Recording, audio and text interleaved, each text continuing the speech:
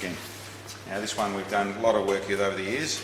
Just recently we've been through and did an engine freshen up, simply through the fact of it's made a lot of horsepower, and we found a little bit of wear on the front of our crankshaft. So where the pulley drive goes on the crankshaft. So this was built with a standard crankshaft. Back then there wasn't a lot of choices.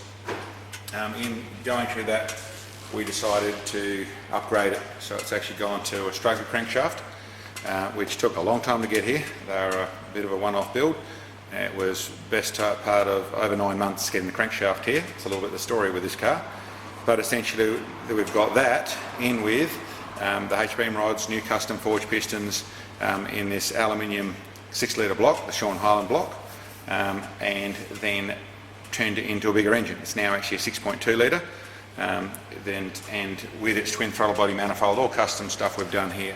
Essentially the camshafts, the cylinder heads, which are also, they're not a BA head, they're essentially off the GT40 in America, where they are a different port, both intake and exhaust, different valve setup, but essentially look the same on the outside but slightly different.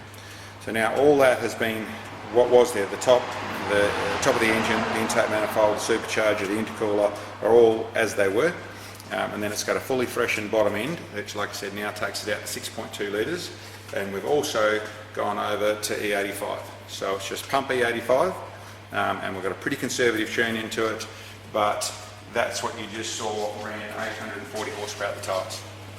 Here's the graph. It's got pretty good power everywhere. We're actually not revving it too hard. This is at just at 6200 revs, where we're seeing the 839 horsepower at the tyres. You know, even back here at around the 4000 revs, we're at the 550 horsepower at the tyres.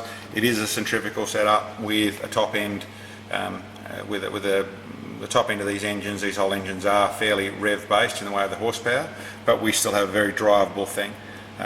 We've got back down here at 2000 revs, still nearly 250 horsepower at the tyres, and of course this is just the full throttle power graph.